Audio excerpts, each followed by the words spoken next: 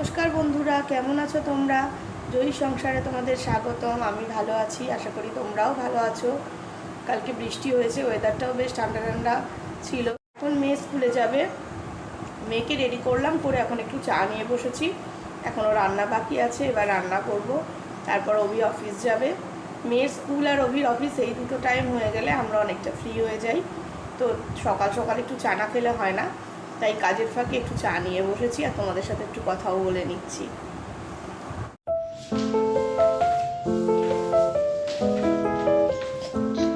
এখন স্কুলে রওনা দিচ্ছে, এখনো গাড়ি আসেনি, কিন্তু আমরা গিয়ে একটু আগে আগেই দাঁড়াই, একটু ওয়েট করি, কারণ গাড়ি এসে গেলে তখন তাড়াহুড়ো লেগে যায়, বড্ড ঝটপট ঝটপট করে যেতে হয়। চাবিটা নাও।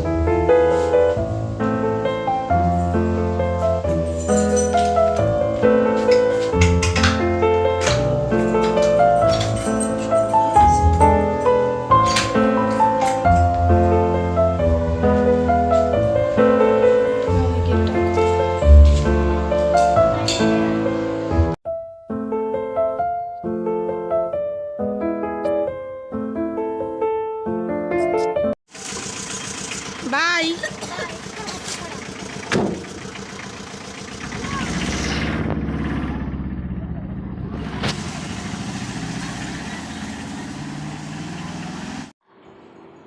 মেয়ে স্কুলে রওনা দিল, এখন আমার কাজ হচ্ছে রান্না করা। তো আজকে একটুখানি বানাবো হচ্ছে লাউয়ের ঘন্ট। গরমে লাউটা খেলে পেটও ঠান্ডা থাকে, আবার আজকে মঙ্গলবার যেহেতু নিরামিষ, সুতরাং এটা একটা নিরামিষ রেসিপি হিসাবেও ঠিক হবে। তো আমাদের আবার নিয়ম আছে যে বৈশাখ মাস চলে গেলে লাউ খেতে নেই। তো এই বৈশাখ মাসের মধ্যেই লাউটা খেতে হয়, জ্যৈষ্ঠ মাস পড়ে গেলে আর লাউ খাওয়া যায় না। তো সেই জন্য তো এখন আমি ওই জন্য লাউটা কেটে নিচ্ছি। তো লাউটা কেটে এবার রান্না করব, যতটা পারবো তোমাদের সাথে শেয়ার করব। মেয়ে স্কুলে রওনা দিল, এখন আমার কাজ হচ্ছে রান্না করা। তো আজকে একটুখানি বানাবো হচ্ছে লাউয়ের ঘন্ট। গরমে লাউটা খেলে পেটও ঠান্ডা থাকে, আবার আজকে মঙ্গলবার যেহেতু নিরামিষ, সুতরাং এটা একটা নিরামিষ রেসিপি হিসাবেও ঠিক হবে।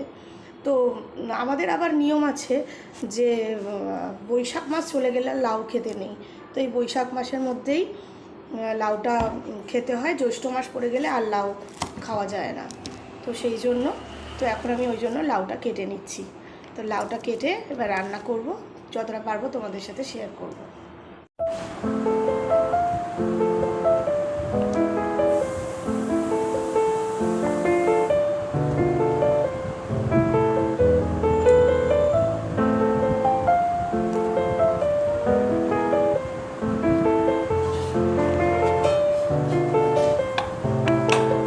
খোসাটা ছাড়িয়ে নিয়ে লাউ ঘন্ট করতে গেলে আমি লাউটাকে একটু কুচি কুচি করে কেটে নিই। দেখবে আবার লাউ এনে বেশি দিন রাখা যায় না, তাহলে আবার শক্ত হয়ে যায়। ওই জন্য লাউটা এনে টাটকা টাটকা করে ফেললে ভালো হয়। তো আমি এরম কুচি কুচি করে নিলাম। তো দেখো, লাউটাকে আমি এরম কুচি কুচি করে কেটে নেব, কারণ লাউ ঘন্ট বানাতে গেলে আমি এইভাবেই কেটে নিই। কড়াইটা গরম হয়ে গেছে, কড়াইয়ের মধ্যে আমি একটু তেল দিয়ে নিচ্ছি। তেলটা গরম হয়ে গেলে আগে বড়িটা ভেজে নেব। এদিকে প্রেশার কুকারের মধ্যে অল্প করে একটু সিটি, মানে ঠিক পুরোটা সিটি হয়নি, একটু হওয়ার আগে অবধি লাউটাকে একটু সেদ্ধ মতন করে নিয়ে নামিয়ে নিয়েছি। এদিকে আলুগুলোকে আমি এরকম ছোট ছোট করে কেটে নিয়েছি, এখানে টমেটোটা কেটে নিয়েছি। এবার তেলটা গরম হয়ে গেলে বড়িটা ভেজে নেব। যে বড়িটা ভেজে নিচ্ছি, একটু লাল লাল করে বড়িটা ভেজে নেব।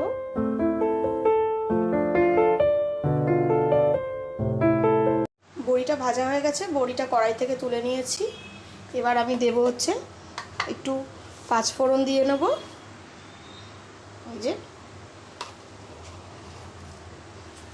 এই যে তেলের মধ্যে পাঁচফোড়ন দিয়ে নিচ্ছি। তেলটা বেশ গরম হয়ে গেছে।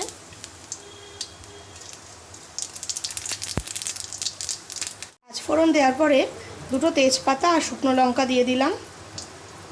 আলুটা তেলের মধ্যে দিয়ে দিলাম, কেটে রাখা টমেটোটাও দিয়ে দিলাম।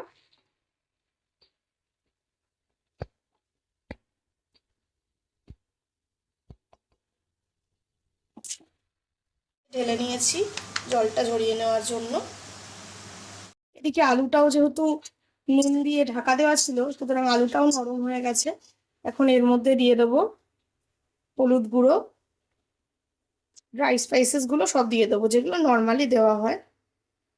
হলুদ গুঁড়ো দেবো, জিরে গুঁড়ো আর ধনে গুঁড়ো। জিরে গুঁড়ো, ধনে গুঁড়ো, হলুদ গুঁড়ো সমস্ত ড্রাই স্পাইসেস দেওয়ার পরে একটুখানি জল নিয়ে দিলাম যাতে মশলাটা পুড়ে না যায়। তারপরে সিদ্ধ করে রাখা লাউটা দিয়ে দিলাম।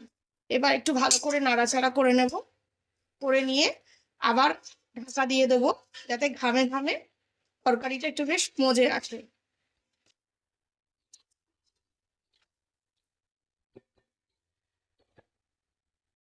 এই যে লাউ ঘন্ট রেডি হয়ে গেছে, দেখতে এরকম হয়েছে। আমি এইভাবেই লাউটা রান্না করলাম। তোমরা ইচ্ছা করলে আলুটা স্কিপ করে যেতে পারো, আমাদের যেহেতু একটু আলু দিতে লাগে, যেহেতু সবাই মিলে খাওয়া হয়, তাই আলুটা আমি অ্যাড করেছি। তোমরা স্কিপ করে যেতে পারো। আর একটাও রেসিপি আছে লাউয়ের, সেটা হচ্ছে দুধ দিয়ে, সেটা যেদিন করবো আবার সেদিন তোমাদের সাথে শেয়ার। সকাল সকাল রান্না কমপ্লিট হয়ে গেছে, যেহেতু অফিসে নিয়ে যাওয়ার ব্যাপার আছে বাকি কাজগুলো থেকে যায়, ওগুলো এখন ধীরে ধীরে করতে থাকি। এই এখন বিছানাটা তুললাম, প্রত্যেক ঘরে বিছানাগুলো এইভাবেই পরিষ্কার করে নেবো এক এক করে। দেখো তো শুকিয়েছে ব্যাগটা ব্যাগটা কালকে যেভাবে ভিজে গেছিল। আসলে বৃষ্টির হঠাৎ করে নেমেছে তো, আর ওয়েট করলে তো তোমার ফিরতেও রাত হয়ে যেত না। গরমটা তো কমবে। হ্যাঁ, আজকে কষ্টটা তোমার একটু কম হবে। তবুও সানগ্লাস ব্যবহার করো, এখনো রোদটা ভালোই উঠে গেছে আজকে আবার।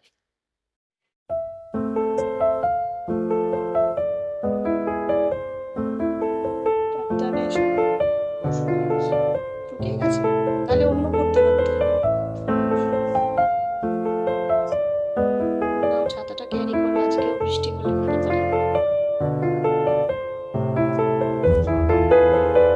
ব্যাগে রেখে দেবে না, ইউজ করতে লাগলে তো আর ব্যাগ থেকে বার করতে লাগবে না। ক্যারি করাটা দরকার, জানো না? নাও খেয়ে নাও, একটু রেস্ট নাও, তারপর স্নানে যাও। পরিষ্কার করে খাও, একটু বসো, একটু বসে নাও। আসো, যাও বসো। আসো,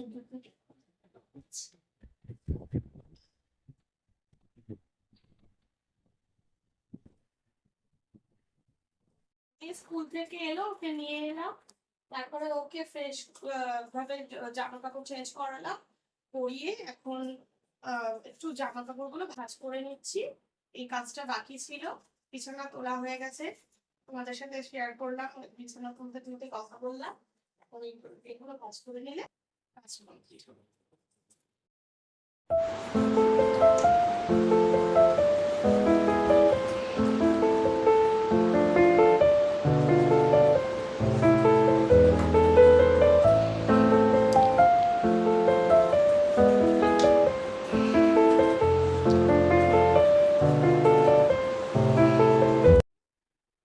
এসো, লাঞ্চ করবে, এসো সবাই মিলে একসাথে করে নিয়ে এসো, বেলা হয়ে যাচ্ছে।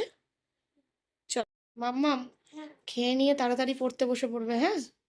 গরম আছে কিন্তু একটু আস্তে আস্তে খাও, ঠান্ডা হয়ে যাক, তারপরে পড়তে বসে পড়ো, ঠিক আছে?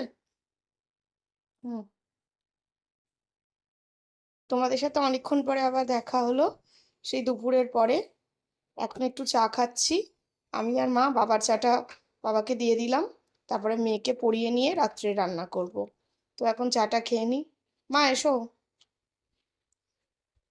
নাও তোমার চাটা নাও। বাবা আর মেয়ে মিলে এখন স্কুলের প্রজেক্টের কাজ করছে।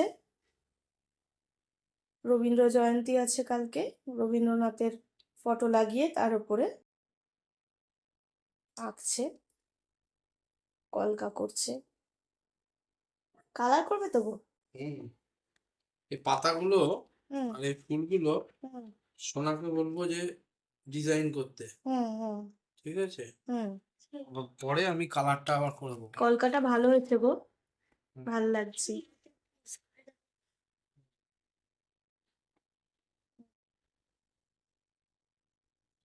সোনা ব্যাগ গুছিয়ে নিয়েছো স্কুলের? না ওই বাপ করেছো? হ্যাঁ পেন্সিল বক্সটা গুছিয়ে নেবো তাহলেই হবে। ঠিক আছে, এটা কাজটা কমপ্লিট করে নাও। মেয়ে রবীন্দ্রনাথের প্রজেক্টটা বানালো, ওর বাবা ওকে একটু হেল্প করলো, কালকে স্কুলে নিয়ে যেতে হবে। বাবা আর মেয়ে মিলে এই কাজটা কমপ্লিট করলো। খুব সুন্দর হয়েছে সোনা, Thank you. খুব ভালো হয়েছে। হ্যান্ডরাইটিংটা তুমি করেছো তো? হ্যাঁ খুব ভালো হয়েছে, ভালো হয়েছে, খুব ভালো হয়েছে। কালকে ভালোভাবে নিয়ে নাও যাতে ভাঁজ না পড়ে। বন্ধুরা, আজকে সারাটা দিন তোমাদের সাথে শেয়ার করলাম আমি কিভাবে সারাটা দিন কাটালাম। তোমাদের ভালো লাগলে তোমরা লাইক করো, শেয়ার করো, আর খুব ভালো থেকো, সাবধানে থেকো। আবার একটা নতুন ব্লগ নিয়ে তোমাদের সামনে হাজির হব। আজকের মতো টাটা।